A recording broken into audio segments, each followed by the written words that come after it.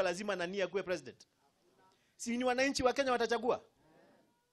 Kwa hivyo na mimi nataka kutuma hii message directly kwa wale viongozi wametoka Rift Valley ambao wanafikiria 2022 lazima iende kwao. Hatutaacha kupambana na ufisadi ili mtu fulani akuwe president. Ujipange na hiyo vita. Ujue vita lazima itapiganwa, watu lazima watashikwa, watu lazima wataenda ndani. Sasa wewe kama utabakia, hiyo vita ikiisha, unaweza anza kusema utakuwa president. Number 2,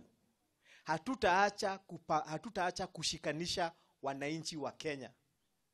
Kuna watu wamekataa kabisa kukubali maneno ya handshake. Si mnawajua? Wao wanataka tukae kama tunachukiana ili wapate nafasi ya kugawanya wa Kenya ili wafanye siasa zao. Na waendelee kuiba. Tunataka kuambia tukiwa hapa Kathiani, hatutasimamisha kuunganisha wa Kenya ili mtu fulani akuwe president. Kama huwezi kuwa president kama wa Kenya wako pamoja, kaa nyumbani. Tuko pamoja? Na mimi nasema hivi kama kiongozi wa kutoka Mount Kenya, na msidanganywe na mtu. Mount Kenya haina deni ya mtu. Msidanganywe na mtu. Mimi nilisema hivyo nikachukiwa hapo mwanzoni, sasa watu wameanza kuelewa. Tunasemanga kinaeleweka. Hakuna, huwezi simama kama mtu ya siasa. Mlienda kuwinda pamoja, ukapatiwa nusu ya serikali, ukapatiwa vyeo kwa serikali, alafu ukimaliza unasema bado niko na deni ya mtu.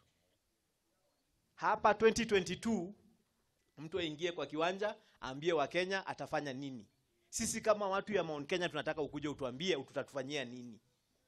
Na hapo kwa hiyo kiwanja iko open. Tuko pamoja? Kwa hivyo Kalonzo aanze kujipa. Na juzi Kalonzo amekuja kwangu na akaambia watu, sisi hatujaenda pahali. Sisi tuko nyuma ya Uhuru Kenyatta mpaka amalize term yake. Hatuwezi enda kuanza kutafuta president mwingine kama tuko na president kwa kiti. Hiyo hatufanyangi.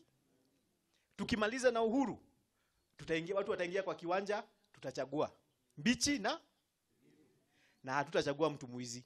Hiyo tusemange tu mapema. Kama wewe ni mwizi, hata usishinde si ndio? Mungu awabariki sana. God bless you. Asanteni sana.